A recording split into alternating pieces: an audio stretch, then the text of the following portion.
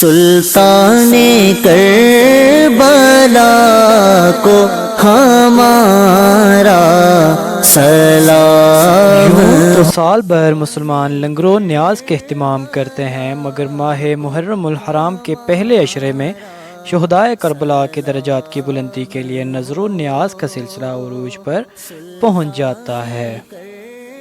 شہدائے کربلا کی بھوک پیاس کو مد نظر رکھتے ہوئے دوسرے بڑے شہروں کی طرح اگی میں بھی میلاد کمیٹی اگی کے اراکین کی جانب سے کھانے اور دودھ کی سبیلوں کا اہتمام کیا جاتا ہے، جو مستحق اور غریب لوگوں میں تقسیم کر دیا جاتا ہے۔